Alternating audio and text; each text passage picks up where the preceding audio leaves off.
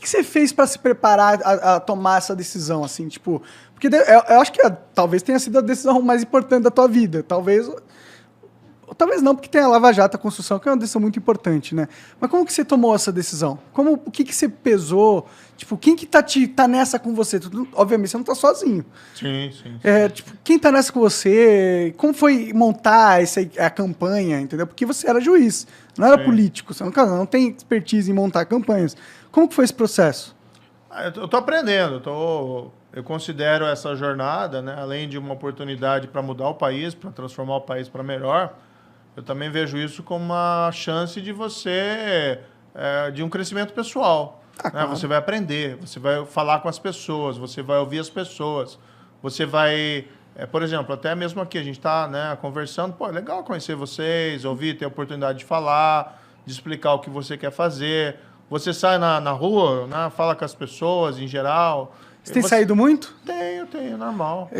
Mas qual que é o rolê? Você faz rolê de campanha, tipo comício? Como que é? Rolê não. não é rolê, né? Então não, veja, a gente está em fase de pré-campanha. Tá? Então, assim, não tem comício, nada desse tipo. Entendi. Você, na verdade, o que a gente tem feito alguns eventos, conversar com as pessoas, às vezes falar alguma coisa, fazer exposição. Mas eu acho que nessa fase o principal é ouvir. Né? Você encontrar o cara na esquina, você encontrar o cara na padaria. A gente passou aqui antes de vir aqui, comprei um misto quente aqui numa padaria aqui de São Paulo. As pessoas reconhecem, as pessoas devem conversar, o pessoal às vezes quer tirar foto também. É legal isso aí, sabe? Você conversar com as pessoas e você ouvir delas. E o que elas falam pra você? Assim, na média, assim. Olha, o que eu mais ouço é assim, não desista. Ninguém te xinga? É muito raro, viu?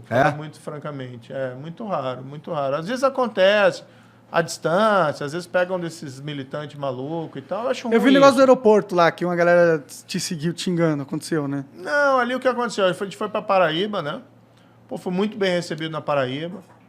Aí quando desceu no aeroporto, tinha lá 2 gatos pingados. Entendi. Era duas pra uma mulher e um cara falando. Né? Tava cheio de gente lá, aplaudindo, gente vindo cumprimentar, para tirar foto. Tinha 2 gatos pingados, só que hoje assim, né? O cara pega um smartphone, e coloca perto dele e fala, parece que tem né? Tinha 2 caras lá que...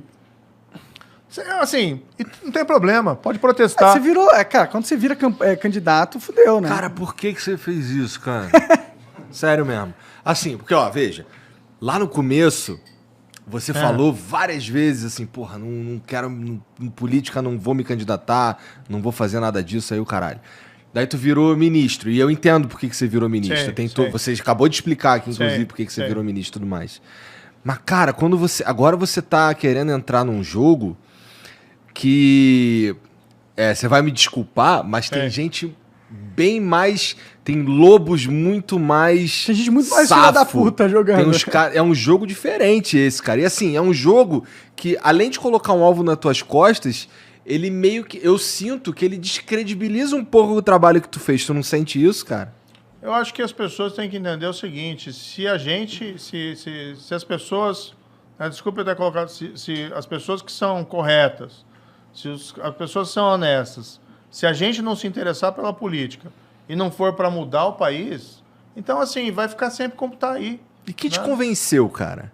Quem chegou com essa ideia? Eu estava trabalhando no exterior, para ser muito franco para você, e fiquei olhando o Brasil. Aí você vê assim, puxa,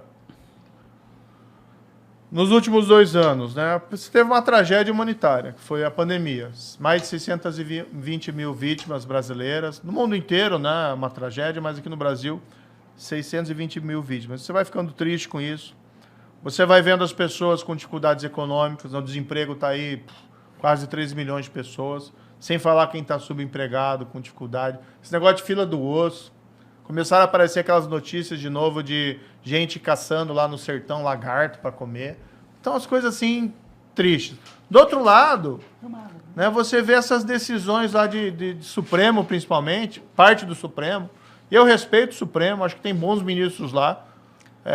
Tem outros que eu tenho uma opinião mais negativa, bem negativa, tá? Mas tem gente boa lá, o presidente atual do Supremo, o Luiz Fux, é um cara bom. Tu não pode malhar o Supremo ou tu pode ainda? Porque daqui a pouco, vamos dizer que tu se torne presidente, tu não pode mais malhar o Supremo, né? Qual que foi a minha opinião? Eu nunca trago isso pro lado pessoal, entendeu? Então, o que aconteceu? Eu fiquei indignado quando tiveram essas anulações.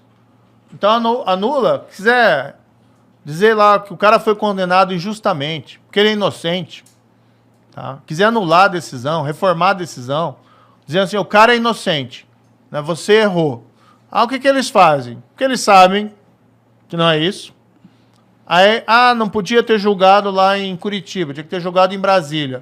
Ou inventam aquela fantasia, ele foi perseguido.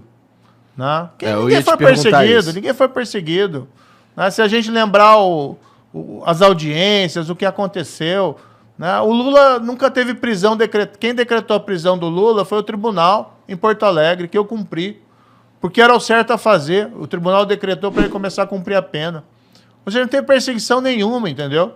Nunca ouvi um A de mim contra o Lula naquela época. Agora é diferente. Agora é diferente, entendeu? Então eu fiquei lá fora vendo isso, né? Pandemia, gente morrendo. Economia, gente sofrendo, tá? E essa polarização, que aí não sei qual é a opinião de vocês, eu acho que essa polarização nos deixa imbecilizados. A gente não consegue dialogar e discutir as questões racionais. E quando você tem que chegar alguém e diz lá, gente, vamos se acalmar. O teu vizinho não é teu inimigo. O cara que você encontra no clube, porque ele gosta do fulano X ou do Y, não é o teu inimigo. Se você quer ter inimigo, vá pro futebol. E olhe lá, né? Não é inimigo ali, é adversário, torcida. Né? Mas mesmo assim você não cultiva o ódio. Mas o que você vê? Você vê os dois líderes desses extremos, Lula e Bolsonaro, fomentando o ódio. Nós contra fato. Eles. É porque eles meio que precisam um do outro, precisam do outro. Eu tava lá no exterior, vendo tudo isso, e fiquei esperando. Durante 2020 e 2021, vai aparecer alguém que consiga arrebentar essa polarização, quebrar essa polarização, para a gente ouvir proposta, projeto, e ouvir fundamentalmente, que eu acho que é importante, a verdade. Vai ter alguém para falar a verdade em 2022? Pô, não apareceu, Igor. Não apareceu ninguém. Aí eu tinha um convite para colocar o meu nome. Um convite antigo? Quando eu saí do ministério, né? Isso foi lá em 2020. Alguns meses depois que eu saí do ministério, eu fui convidado pelo Podemos, né, para, se eu quisesse, ser candidato. E aí eu falei para eles, olha, não sei se vou ser candidato, eu quero seguir minha vida, eu quero um pouco de paz, tranquilidade, quero trabalhar no setor privado, ficar longe dessa confusão. E fui lá. Mas daí eu fiquei observando aquilo, né? E aí, pô, não apareceu ninguém. Aí eu falei, pô, tem que ir, cara. Tem que ir para... e eu acredito nisso. A gente tem que quebrar essa polarização. Isso não é um trabalho para mim, não é um trabalho para o Podemos, não é um trabalho só para os partidos políticos. Tem que ser um trabalho nosso, de todo mundo. Não é o país que interessa. Sim, a gente tenta quebrar essa polarização trazendo todos os lados para conversar. Meio que a nossa solução para essa coisa toda, mas eu concordo muito que é um dos maiores problemas do Brasil. Mas, ao mesmo tempo, a polarização é direita e esquerda, certo? Vamos dizer assim. Sim. Eu não posso estar errado, mas te associam mais à direita do que à esquerda, vai. Como que você vai pegar esse público de esquerda e convencer... tipo, na eleição, acho que você não acho que não consiga. Não, eu acho que tem os caras que estão fechados com o PT e acabou. Tem os caras que estão fechados com o Bolsonaro e acabou. E eu acho que tem aí talvez mais de 1/3 da população brasileira que, porra, não tenho certeza de muita coisa, tudo mais. Eu acho que a gente tá vivendo esse cenário, na verdade. Como que você capta a esquerda? Tipo, como que você pega um eleitor de esquerda pra confiar na tua campanha que vai ser positivo pra ele e os seus ideais de alguma forma? Esse negócio de esquerda e direita hoje tá um pouco confuso, tá? O que eu acho assim? Você tem que pegar o melhor que tem na direita e o melhor que tem na esquerda.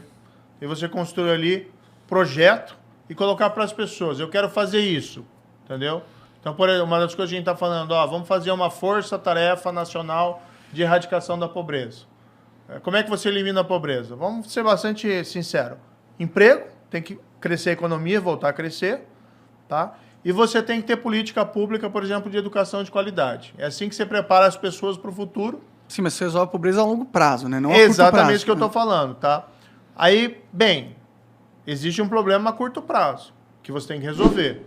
Não pode dizer para as pessoas, eu vou aliviar a sua situação daqui a 5, 6 anos.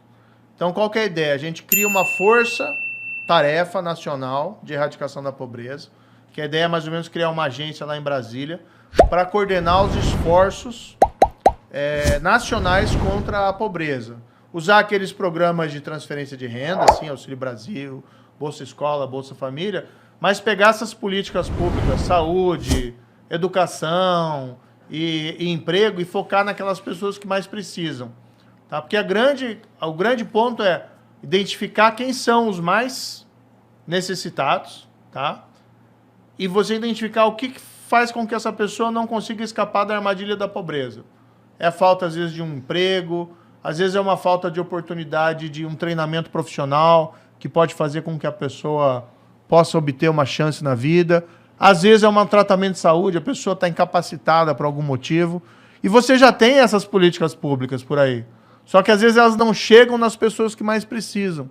Então a ideia de criar esse grupo, essa força, claro, é uma expressão, né? Força-tarefa. Mas é aquela ideia de ter uma missão. Não vai ser uma força-tarefa como da Lava Jato, que é um grupo de procuradores, evidentemente. Mas a gente pegar o que você tem melhor na administração pública brasileira, na educação, na saúde, na assistência social e botar esses caras juntos. Pensando juntos como você gera soluções de curto prazo e como você faz com que essas soluções cheguem a quem mais precisa. Entendeu? Mas você tem algum exemplo de alguma ideia mais concreta, assim, que você gosta? Que você viu algum exemplo? Essa ideia é bem concreta. Não é concreta.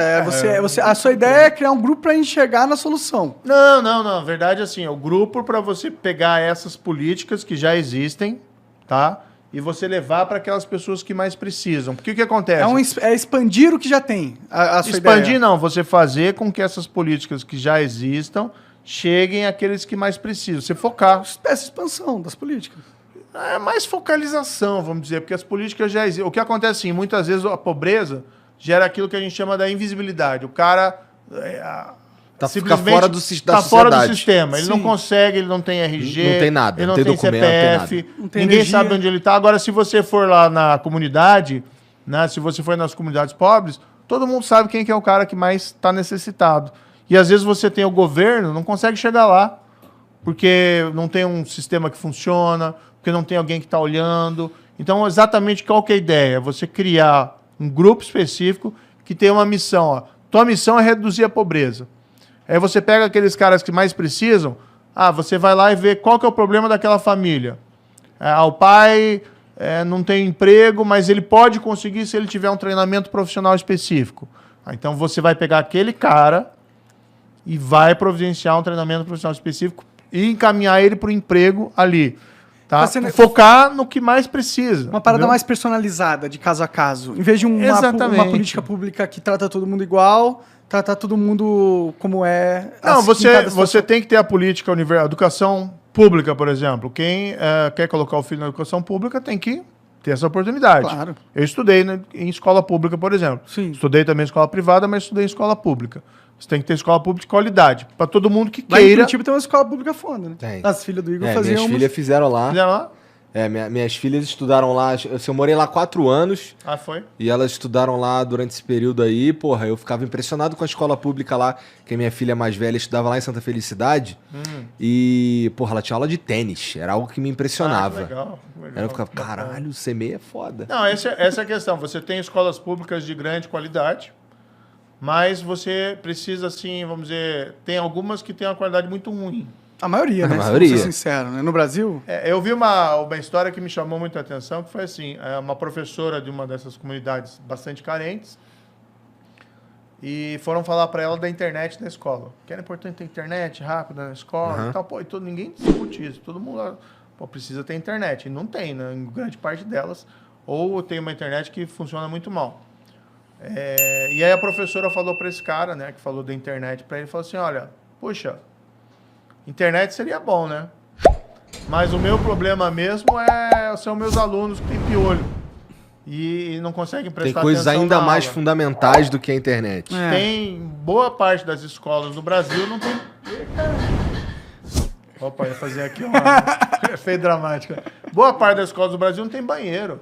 Né? E aí, assim, como é que fica? Você tem que equalizar. Mas aí qual que é a ideia? Você tem que ter a política para todos, mas você tem que levar para aqueles também mais necessitados.